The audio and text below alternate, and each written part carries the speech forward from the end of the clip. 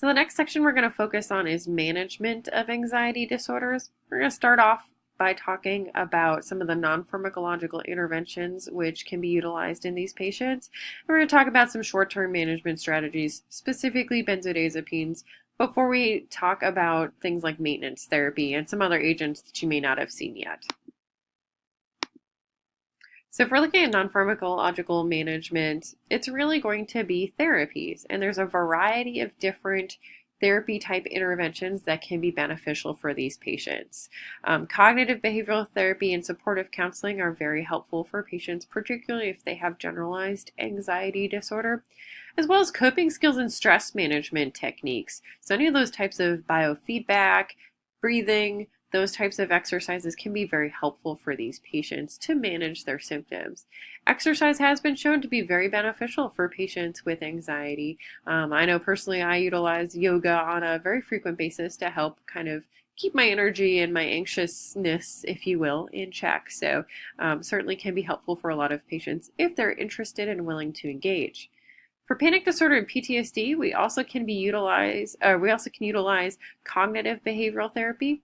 Eye movement desensitization and reprocessing can also be very helpful for patients who experience PTSD, which is an interesting intervention where a therapist will essentially move their finger very quickly in front of the eyes of a patient as they recall or experience their traumatic event and talk about it. And this basically distracts the brain to the point where it's able to kind of erase the anxiety and trauma experience related to that memory. So kind of interesting. When we're looking at pharmacological management, we can break it down into a number of different interventions. So we essentially have benzodiazepines, which are highlighted because that's what we're going to talk about now, and it's our short-term management agent. We also have a number of antidepressants. We also have some drugs that you may not have seen yet, including buspirone or buspar, and some anticonvulsants and other agents. So this first section is going to be focusing on benzodiazepines. Benzodiazepines are thought of commonly as downers. You may know of a number of the brand names associated with benzodiazepines. So we have Klonopin, Xanax, Ativan, Valium. All of these are considered benzodiazepines. And how benzodiazepines work is a number of different ways. But essentially what they do is they centrally sedate individuals. So it's a centrally active or centrally acting sedative. It also is an anxiolytic, so reduces anxiety, can act as an anticonvulsant, as well as a muscle relaxer. They are indicated as a whole for a number of different reasons. So different benzodiazepines may have slightly different indications associated with them. But in general, we use them for anxiety disorders, to promote sleep, to help manage seizures, particularly in the acute setting, so if someone's coming in with an uncontrollable seizure. Alcohol withdrawal, because it's very similar mechanistically to alcohol. It can help with the seizures associated with alcohol withdrawal and the relief of muscle spasms. We're looking mechanistically at how benzodiazepines work. This is a cell, and you can see this has GABA receptors on it. So essentially what happens when we put GABA on here, that's what allows activation, and this is our inhibitory neurotransmitter. So we want more of this to happen. We want more of this channel to be activated to allow that chloride ion to move from outside of the cell to inside the cell and activate it. There are a number of ways that this can happen. Benzodiazepines attach to the GABA cell here, where we see benzodiazepines. Flumazenil is a reversal agent, can actually block the activity of benzodiazepines. So if someone has overdosed, for example, we can block it out by giving them some flumazenil. And zolpidem, or Z drugs, commonly referred to as Ambien, work somewhat similarly, but not quite the same, and aren't typically used for anxiety. Barbiturates have been historically used for anxiety and seizure disorders. Phenobarbital is probably the most common one you've heard of before. We really don't use them as often anymore because of how they work in this receptor. They can really overactivate this receptor and are much more likely to cause overdose type scenarios. So we're really focusing on the use of benzodiazepines. They don't actually bind to the GABA receptor. They bind to the a different part of the channel to increase the frequency with which the chloride ion is able to enter into the intracellular space to activate the inhibitory activities of the GABA. So this is the same kind of idea in words. So we're going to see benzodiazepines bind to GABA between our alpha and gamma subunit and increases the affinity of that receptor to GABA, and it causes a shift of our chloride ions across the membrane. And essentially, because it is an inhibitory neurotransmitter, it's going to inhibit our excitatory activity. So when we bind some of our benzodiazepine receptors, we can see sedation and hypnosis, as well as anxiolysis and muscle relaxation. Now, if anyone's ever had a benzodiazepine, you know that it can be quite sedating, and it's really dose related. We can see a number of different effects depending on how much drug we give. So there are some drugs we actually use in anesthesia that can really put people under for surgical procedures. So if you give some benzodiazepine, you'll see sedation. So people will start to get kind of groggy, a little tired. Give a little bit more and they'll fall asleep. So hypnosis is sleeping. After that, they will experience what we call anesthesia, so they won't really notice pain. It's not really a pain medication, but it makes you care a whole lot less about the pain. If we give too much, we can actually experience coma. And then if we give just enough, patients can die.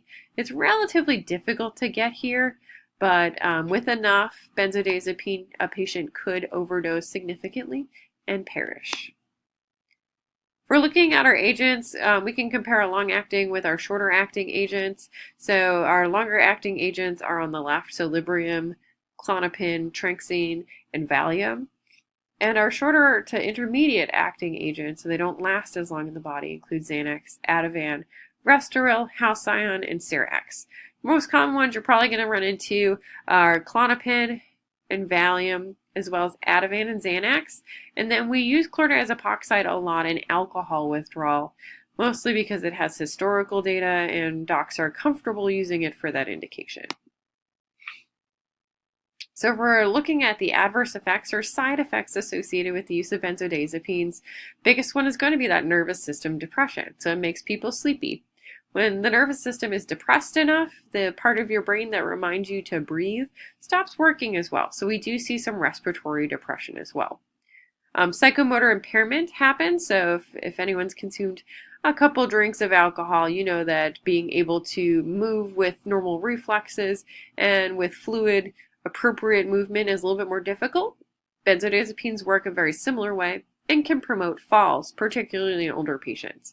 Can become confused. Some people do get disinhibited or aggressive when they have benzodiazepines. So if we think about those angry drunks, if you will, same kind of idea. We can have this kind of paradoxical excitation that we see sometimes with benzodiazepine use. So just being aware of that. If you're ever going to use, Valium to take an airplane flight and you've never taken it before, you might want to try to take it beforehand to make sure that you don't get disinhibited and have a really interesting flight. Amnesia can also occur, and so we can forget what happened. Antero and retrograde essentially means you can actually forget what happened in a period of time before you took the medication, as well as time after you had taken the medication. So you could theoretically lose a significant period of time in terms of your memory. And of course, there is a risk of dependence and abuse with these drugs, so we try to utilize them only when necessary. A little bit more about disordered use, particularly here. If a patient has a history of substance use disorders, such as alcohol use disorder, then we have to be a little bit cautious about the use and make sure that it truly is appropriate for us to be using this medication. If we keep our treatment duration short and we obtain our medical histories appropriately as providers, so you guys may or may not do as much medical history, but if you think that this is an issue for a patient and it doesn't seem to be noted in their medical history, definitely letting a provider know about it can be really helpful. And we also use a number of monitoring programs to help make sure that patients aren't being prescribed these from multiple doctors or going to multiple pharmacies to get them filled, to help keep them safe. So withdrawal from benzodiazepines can be problematic. And this is really dependent on the dose and duration of treatment. So if someone takes a couple doses of Valium for an MRI, they're not going to experience this as a withdrawal syndrome. However, if someone's taking large amounts of benzodiazepines for a number of years, stopping suddenly can result in some pretty significant withdrawal experiences. Most withdrawal from drugs do not pose a significant risk of harm or death for patients. The real exceptions are going to be alcohol and benzodiazepines. So if you see here, the most common thing we note patients experience include irritability, tremor, anorexia, or low appetite. We can see that fast heart rate, high blood pressure. So unpleasant, but not necessarily very, very dangerous. Sometimes patients can become confused and develop catatonic-like symptoms. They can develop significant nausea, experience depression, enhanced reflexes, and blurring of their vision. And then rare but severe, we can see that psychosis and seizures. So patients can really experience some pretty bad withdrawal effects if we stop suddenly. If they are overdosing in benzodiazepines, that's where we see that significant central nervous system depression, including respiratory depression. Again, if you have to take a lot for it to be truly fatal, but a lot of times when patients overdose on agents, it's polypharmacy, so many drugs are involved in it. We do have that reversal agent, so the flumazenil. However, we only use it if we're certain that it is the benzodiazepine overdose and that the patient isn't at significant risk of us basically inducing seizures if we use the reversal agent. So where do we use this? Doesn't sound like a great drug to use in general. However, if we have someone who's severely anxious and needs rapid relief and we're starting antidepressants, we know that that can increase anxiety in the short term. So what we want to do is try to use benzodiazepines for a maximum of 6 weeks and then taper the dose down. Sometimes we'll use them shorter than that, but really 6 weeks is the maximum that we generally feel comfortable using them in patients if we're first starting to manage them for anxiety. So again, 6 weeks. If someone is severe refractory and has tried everything else, some patients may be appropriate for long-term use, but that's a pretty rare instance. Okay, so another question that we have here. If someone, which of the following can be observed in someone experiencing an overdose of benzodiazepines? So there are a couple options here that are appropriate. Some of these are more appropriate for withdrawal versus overdose. So just be aware of that, and we'll talk about it in class.